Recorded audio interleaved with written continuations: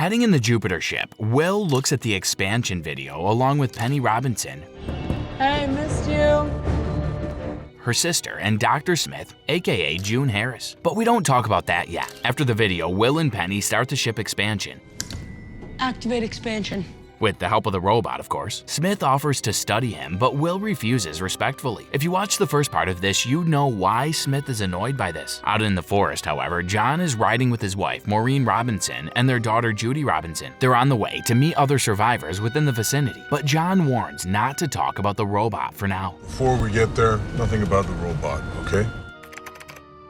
Soon, the family arrives at a camp that belongs to Hiroki here. The Robinsons are greeted warmly, but surprisingly enough, Don West here survived the previous gemstorm. Only terrible things happen when we go outside. He guides her to where Angela is, and she's here to medically aid her. Meanwhile, the adults get talking, and it seems that there's a lot of survivors from the Resolute space station. There are 63 survivors. But they're all stranded thanks to one problem, the eels. Then, Naoko Watanabe here communicates back to the Resolute's control, but they don't seem to respond directly back. Then John sees on the map that there might be a crashed part of the Resolute. John, Maureen, and uninvitedly Don decided to have a look and salvage what they can from the crash. Let's go take a look. Judy then finally talks to Angela about her injuries, and she says they were attacked. This has her worried sick. It wasn't an accident. So she's gonna make a beeline home. Speaking of home, Will has fun drawing with the robot, but it seems to try and tell him something unknowingly dangerous. Judy arrives and she secretly talks with Will, and she says Angela was attacked by something robotic. Of course, Judy catches on fast to Will, and he knew all along, but he claims that the robot changed. Now, Will plans to go somewhere far off, but only Smith knows, not to mention she got the gun. Judy then finds out Will is trying to run away, so she tries to stop him. Will, however, just keeps moving forward, so Judy and Penny have no choice but to follow. They track the forest for a while, but something follows them. Naturally, the robot roars back at whatever predator is stalking them, and they continue their trek. Somewhere else, Don, Maureen, and John reach and search the crash site, but what they all find is whiskey and a crashed satellite dish. That must be the reason why the Resolute won't pick up anyone's broadcast. Back to the Trek gang, it looks like they're being followed by Smith in secret. Then the gang comes across other survivors. They have to hide because, you know, the robot. The coast is clear, but one survivor fishes them out. VJ Dar here is freaked out about the robot, so they blackmail him to keep his mouth shut with this little envelope. They have a deal, so they part ways for now. Hurry up. I'm coming.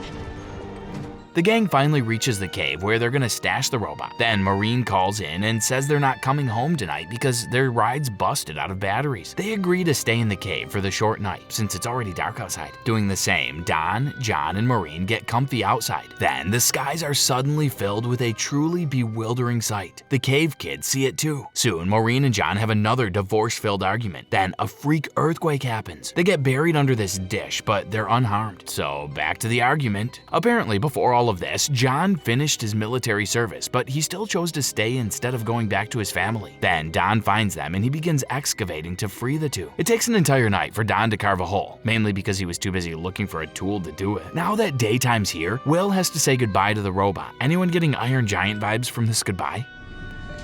Stay here. Well, Will and the gang leave the robot, but unknown to them, Smith is still on their tail. Apart from that, John and his team are driving home when they suddenly get a call from Victor Dar. Maureen talks about the entire communications issue, so he's going to visit them in an hour for a plan B. John and Maureen finally get back, but oh boy, no one's home. No wait, they make it back just in time. Then they lie about the robot wandering off. The Robinsons couple is gonna try to look for it, but someone else found it in the cave. What's going on? Looks like Smith is trying to seduce the robot to go to her divisive side. After her villainous speech, she leaves, and that's the episode. And so Smith makes her way back to the Robinsons' camp, but not before having a bestial encounter. Flashback time to when Will was still newly born, and it looks like he was a bit of a weak baby. Maureen vows to fight for him for the rest of his life. But I need you to fight, okay?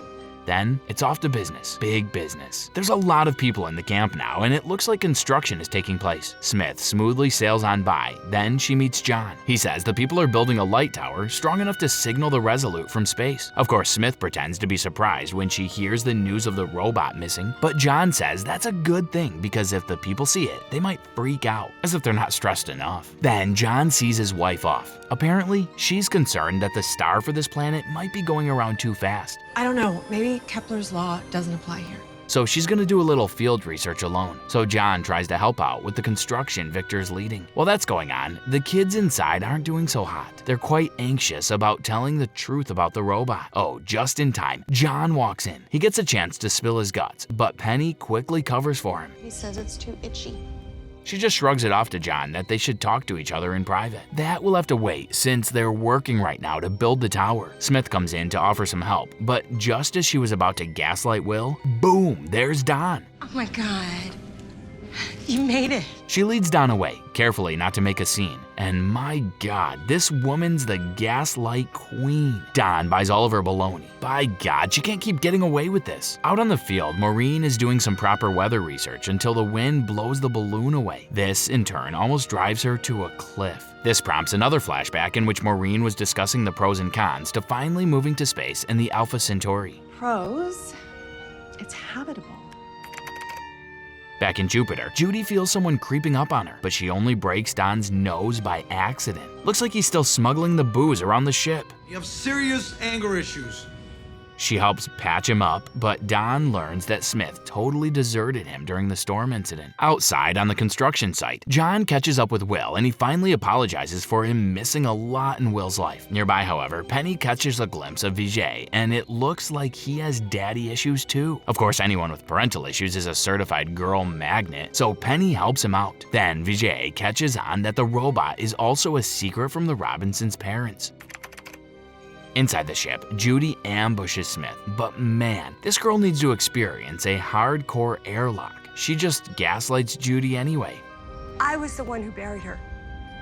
Somewhere in the field, Judy's conducting research and remembering the time she had to monitor Will for the test. Yes, that test, the one he failed. With that out of the way, Maureen flies off in her weather balloon. Back at the construction site, it looks like it's all done. There are just a few minor kinks to iron out here and there. But there it is. My word, it is astonishingly bright. It's celebration time, which means grub, right? Penny offers some to Will, but she finds out that Will still hasn't told him the truth. This is interpreted by a big alien bug on Penny's head, so she freaks out. Vijay comes in for the save, and there goes her hair. You look great.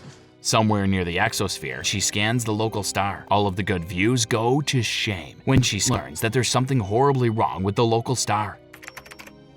Back on land, Smith talks to John and she snitches about the robot. Oh boy, someone's about to get busted. Immediately, John gets on Will's case and cuts the kid some slack. He's shaking like a leaf, feeling cornered. Will comes clean about everything about the robot, but he still won't give out the robot's location. Interrupting this confrontation, a big alien lizard climbs the light tower to feed off the bugs flying over it. And of course, everyone panics. Soon, the tower can't support its weight anymore, so it crashes down. Everyone looks like they got away, but Penny's quite in her very own Jurassic Park situation. She's hidden for now, but it does go away. That's until the stupidly loud comms monitor makes a lot of noise. Luckily, John and Judy get Penny, but they almost have their backs against the wall with this scaly beast. Just as it was about to charge, something came in for the save. It's the robot. It's back, but now the lizard called for backup. Sadly, the robot won't fight back because of its non-violent promise to Will. So he goes out and convinces the robot to fight back.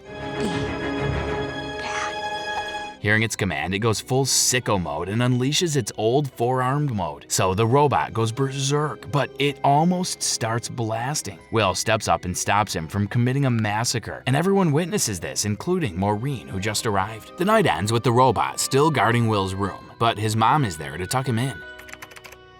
Time for episode 6. Getting right to what she discovered up there, Maureen breaks the news to John. I mean, nothing will survive. And, well, Penn, who's snooping around. The bad news, there's a black hole behind the sun of this solar system. Nope, that's it. No good news. John and Maureen don't know who to tell, and they'll finish this in the morning.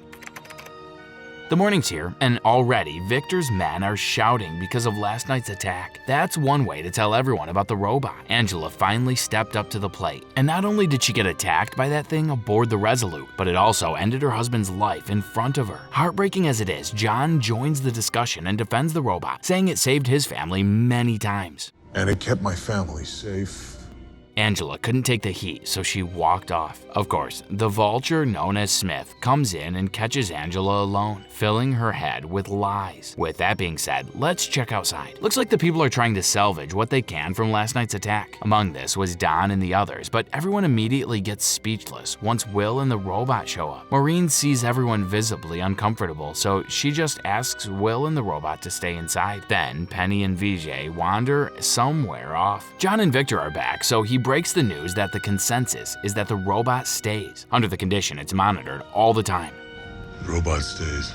Yes! John, Will, and the robot then head off to God knows where. Then Don tries to negotiate with Victor. Apparently, he knows where to get rocket fuel, and it's from his old Jupiter ship. His ship's supply is untouched, but he'll give it to Victor in exchange for money. Judith thinks that there's something suspicious about this conversation. Heading into the forest, Angela finds a secret gun stash. How lucky. I wonder who owns this.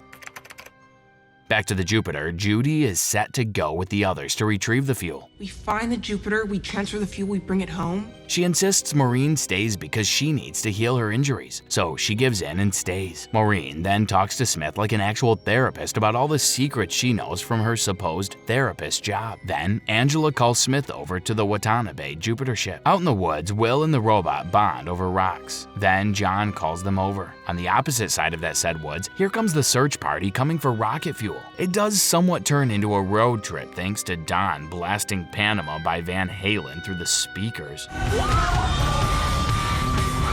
They have a little fun, then off they go. Sadly, it turns into the total 180 in the Watanabe camp because Hiroki is busy cremating remains. He talks to Maureen that he too knows that life on this planet won't be for long, and he's just betting on the rocket fuel so they could all blast off and they won't have to tell anyone else. Penny and VJ get to the waterfall, and it looks like this place is drying up faster than they noticed. Penny is in disarray because all her teen drama romance plans are now ruined. This planet sucks.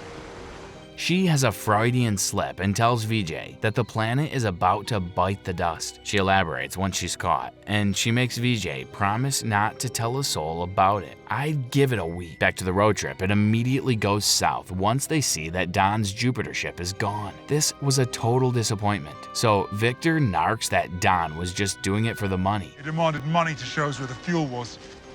Don does defend himself, but thanks to that, they find the Jupiter. They were standing on top of it this entire time. So they get to digging, and even more good news, the tank is full. Time to fill her up. Over to Will, John, and the robots hike. They see this amazing view, but John glazes this moment by making Will go through some hard labor. Apparently, it's because of the weight of responsibility with that robot being around. Will gets a grasp of what happened on the Resolute.